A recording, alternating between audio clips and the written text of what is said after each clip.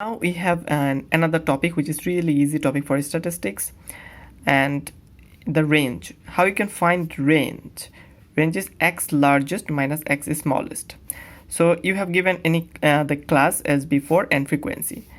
This is the group range. So how I find range? The largest of the class value is 40. The smallest is the 10. You just need to subtract the largest value with the smallest value. Largest value is 40, smallest value is 10, so 30 is the range. Very simple and easy. And there is another case which you need to find the position of quartile. First, there are many types of quartile. First quartile, which is actually known as Q1, and which is, this is the formula, n plus 1 divided by 4. For second quartile we have n plus 1 by 4, and for third quartile we have 3 times n plus 1 by 4. Very easy formula, and this is actually the positional value. See, this position value.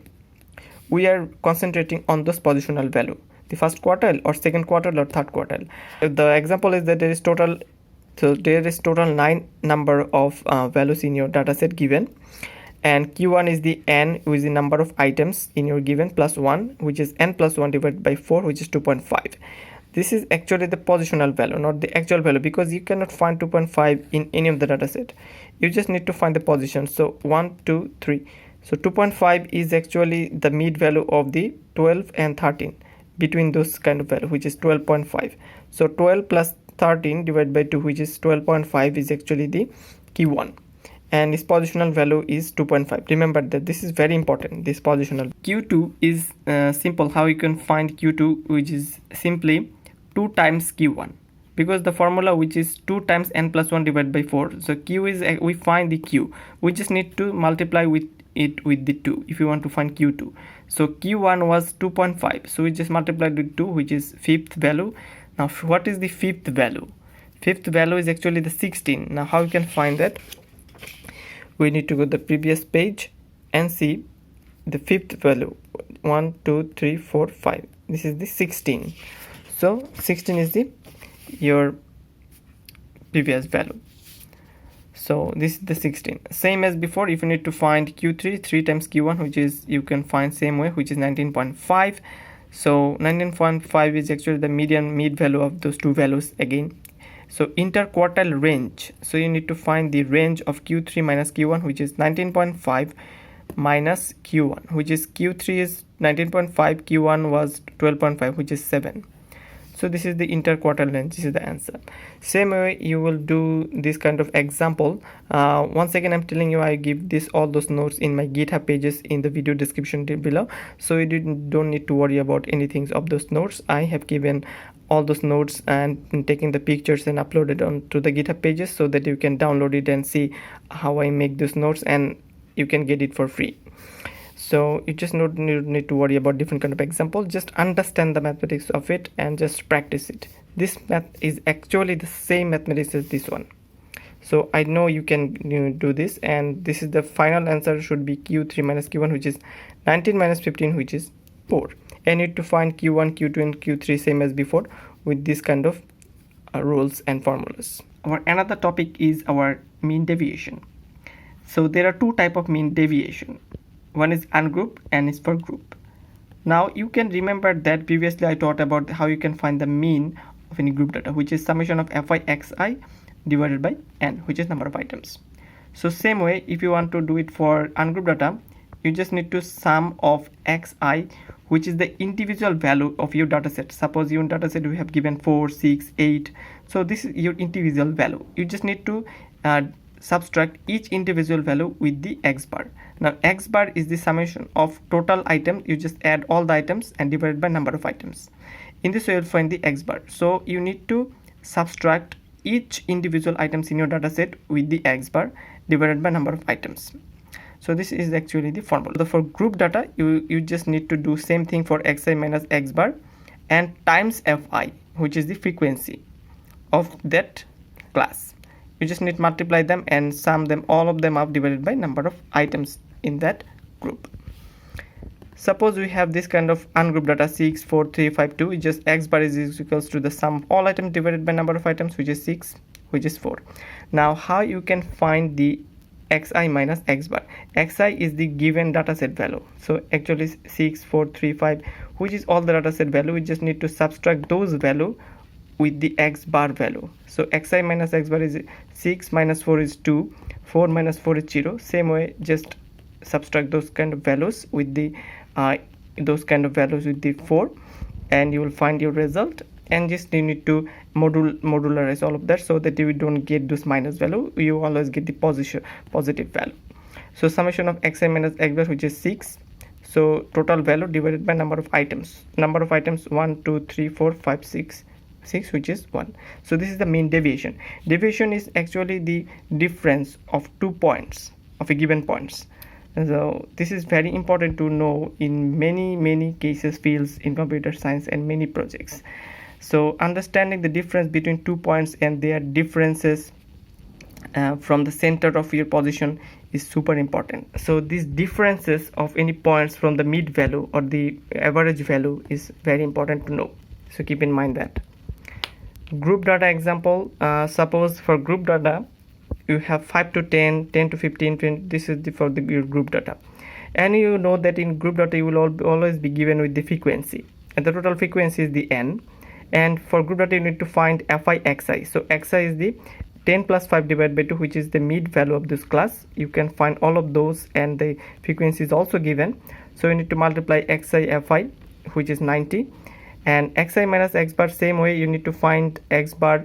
X bar is actually the summation of xi fi, which is this one, divided by number of items, which is 6. So 90 minus 6, if you divide 90 with the 6, you will find the x bar, and that x bar value would be subtracted from each individual xi, which is 7.5 minus that average, 12.5 minus that average. You will find those kind of values, and xi fi. And if you find those kind of values, you just need to multiply that value with the fi. So this value with fi, this value with fi, which is 5, this value is fi, which is 5. Same way as that is simple and easy way you can find. First you find class, the frequency, and the positional xi, and you need to multiply them xi fi, and need to find this total, because if you want to find the average, the x bar, you need to find summation of xi fi divided by n, which is divide that 90 with 6, we find that. And now you can subtract xi with this x bar, and then you multiply the xi minus x bar with fi, and you can simply find the 25. So the x bar is summation of xi fi divided by n, which is 15. So the total mean deviation is summation of fi xi minus x bar divided by n. So n is 6, the total is 25, which is 4.17, which is normal deviation.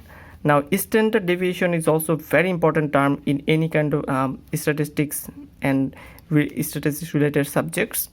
The standard deviation of population is summation of xi minus mu whole square divided by n. And if it is sample, means you are working on some sample data, so 500 people of our country, not the whole. If you are working on 16 million people of our country, it would be this formula. If you are working on 500 people, which we mostly do, then you work on this kind of formula, which is summation of xi minus x bar whole square divided by n minus 1. So what you see that in the mean deviation, we do not have this root or the square. We have only summation of xi minus x bar modulus divided by number of items, which is n. But this standard deviation, it is a little difficult, which is some people think it is root over and again it is square, because if you square the difference between those two values, there can be no minus, because this is square. When you have square in any equation, there can be no negative value. And the root over is that you can cut square and root, and the same is you can only have the difference of these two values divided by number of items.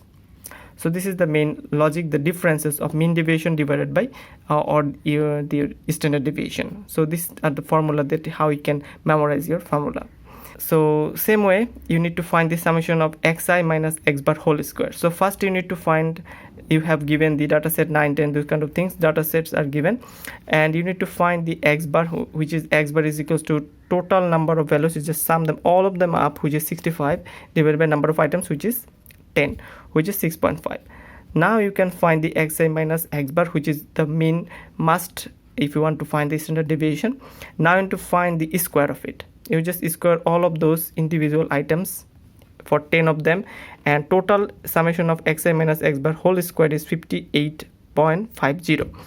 now if you get that value, you just add root over 15.5 from this one and divided by number of items, which is 10 minus 1, which is 9.